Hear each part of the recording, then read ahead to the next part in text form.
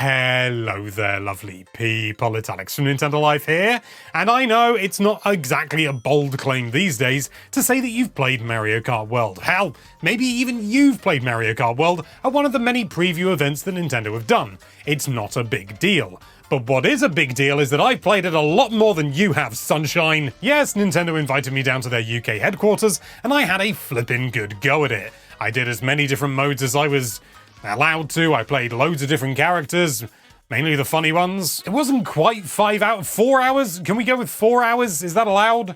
There's no one else here. Is it allowed? And you know what? I feel like talking about it to you. But anyway, that's more than enough waffling. Let's dive right into things. So, a quick run through of what I did. I did some Grand Prix Cups, the old standard, I did some versus races as well. I did some multiplayer. I did some knockout tour. I did some multiplayer knockout tour. I mean, most of it's multiplayer, isn't it? I also did some free roaming as well and did some little side missions, the P-switches and everything. So, honestly, I've got a lot to talk about, but I'm going to keep it fairly brief because, well, at the time that this video comes out, it's out in 2 days. The Grand Prix was what you would expect. It was really nice and straightforward.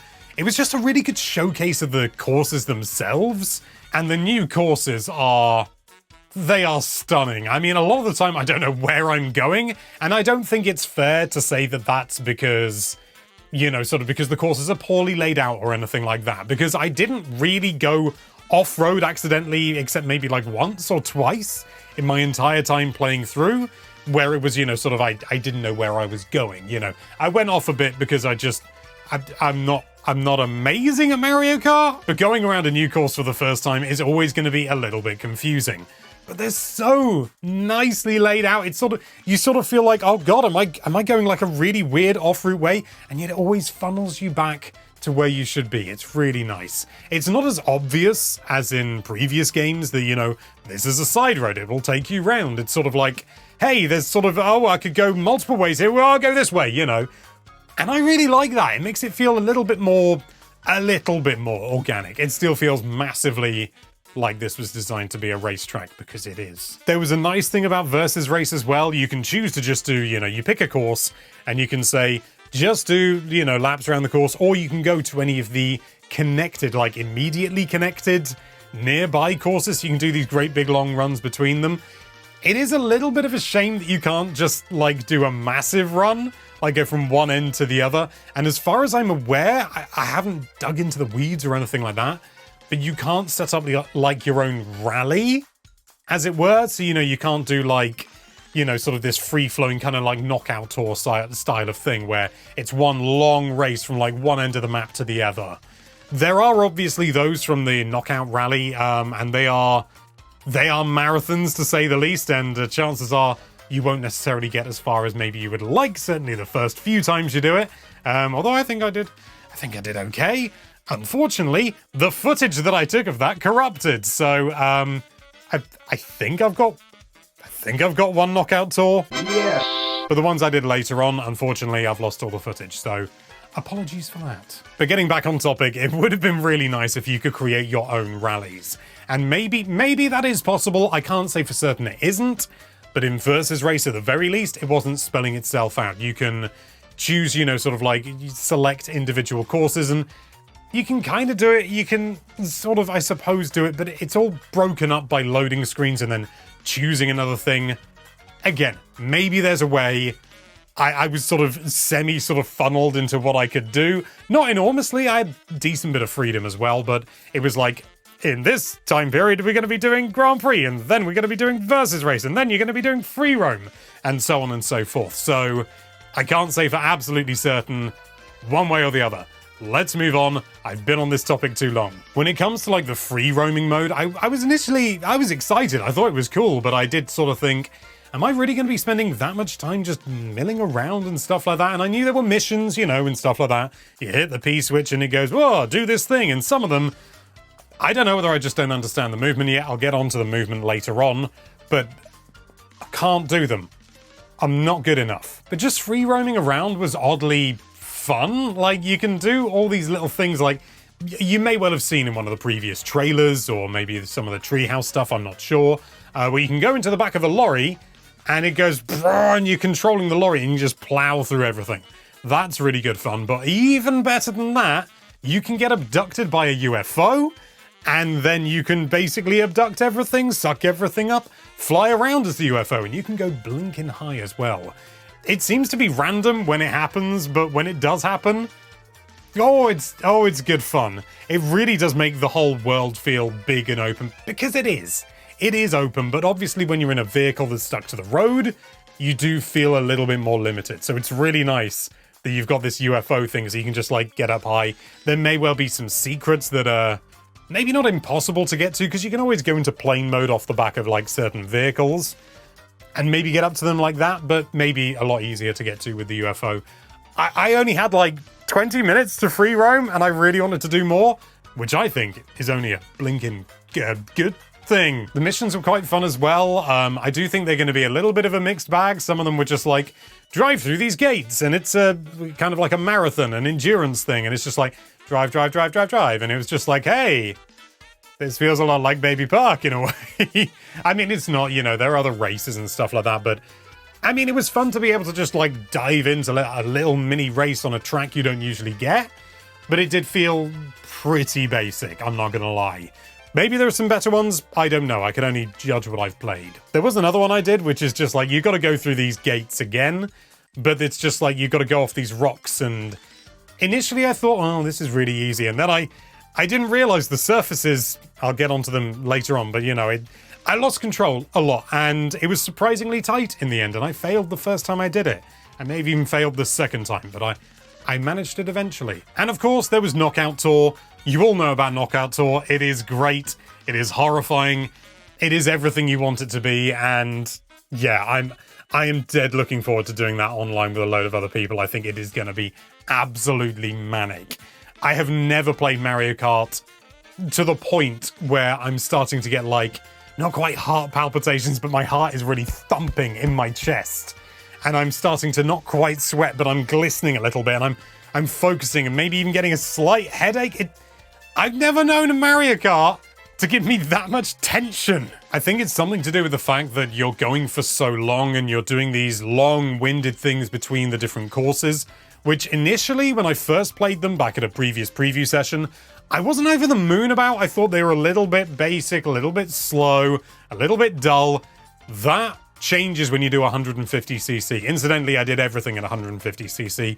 I know the meaning of pain. Still no 200cc that I could see, but maybe you can unlock it. You can unlock characters. I like that.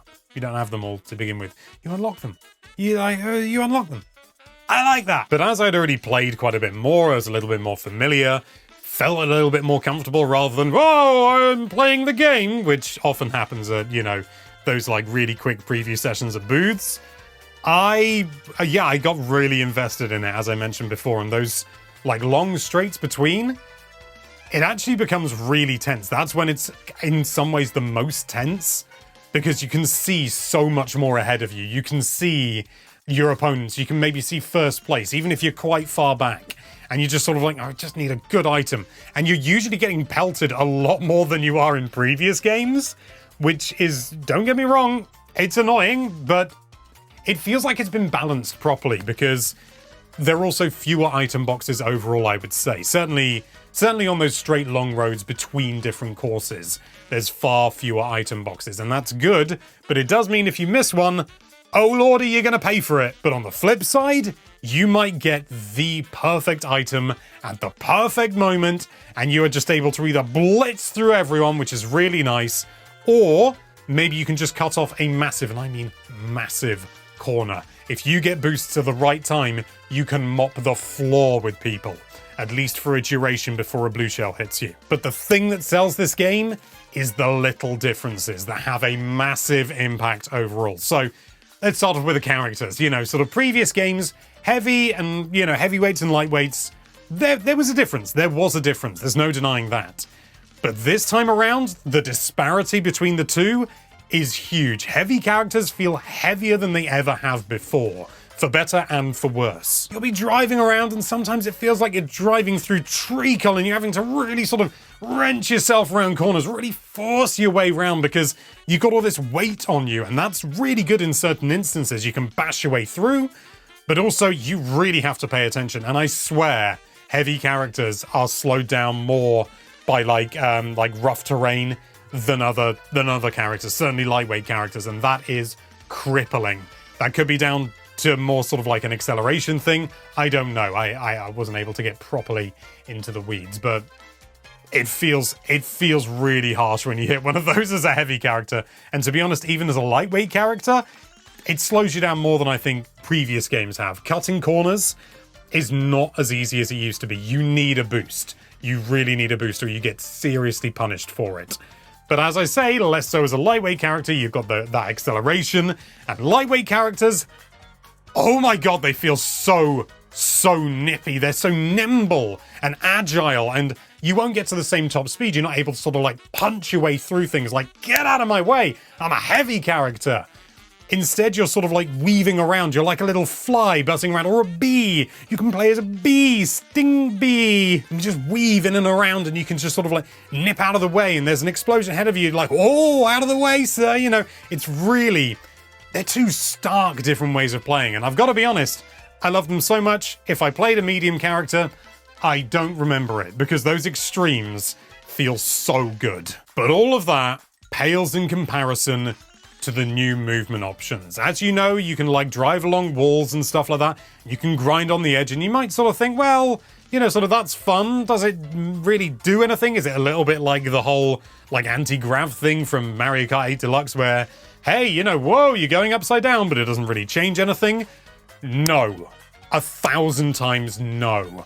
This new movement is not only incredibly potent, like incredibly potent. You can like cut corners, you can go, the grinding is oftentimes a lot faster, you can take like the easiest inside line you've ever imagined, or you can go on the outside and sort of try and avoid things, you can jump up to get out of the way of danger, but it's so hard. It's so hard. I'm probably fighting an awful lot of like 10-year muscle memory by not just trying to play it like Mario Kart 8 Deluxe. And a lot of the time, I did just play it like Mario Kart 8 Deluxe. 8 as well. I just say 8. But one of the reps actually did like a demonstration where he really utilized the new movement, and he was cleaning house.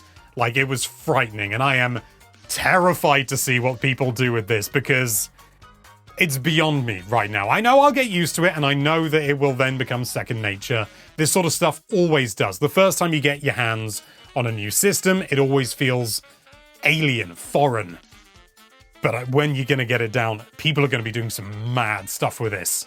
Like, seriously mad. It is so exciting. I'm just repeating myself. It's so exciting. I honestly think there are going to be lines that even Nintendo themselves haven't considered that people are going to be taking, because you can go on any wall, by the way, any vertical wall, you can ride up it just by doing the whole, I think it's called a dash jump or something. You press and hold the jump button without holding a direction. You sort of go, charge up, and then you can go, wah! And I think you get a small speed boost, but I don't know if that's actually faster. I did think it was for a while, but I wasn't able to keep up in the same way as other people. I think it's more of an acrobatics thing. So you go, whoa, and then you jump to the side, and you jump on a wall, and maybe there's an obstacle in the way, but you can drive on that wall for half a second if you like, and then get thrown off. But there may well be instances, I'm sure, where you hit the wall just right, you get, you know, and there's an obstacle straight after, you go on it, and you sort of get, and you get bounced off, and maybe you're able to skip, I don't know, half a lap. This is the sort of thing that speedrunners and people far more talented than me will do. They did it in 64, they did it in Wii, I'm pretty sure they've done it in 8. They're gonna do it here. Whether it allows that or not, whether it counts as a lap, we'll have to wait and see. But my god, the things it opens up, it's mind-boggling. It really is for me. Like, I know they're showing the world, the expansive world as being the main selling point, and that's the hook. But what keeps you around is gonna be the movement. 100%. People are gonna lose their minds. I am so excited. I genuinely can't wait to get my hands on the game, finally, and really dig deep into it, and then have to do loads of other stuff for work. You lucky sausages, you can play what you like. I've got to go and do stuff like Redacted. But what do you think? Are you excited for the new stuff in Mario Kart World? Let us know with a comment down below. But for now, thank you so much for watching. If you like this video, then why don't you charge for a little bit and then jump onto that subscribe button? It really is super satisfying. And be sure to check out NintendoLife.com for all sorts of lovely Nintendo-related content.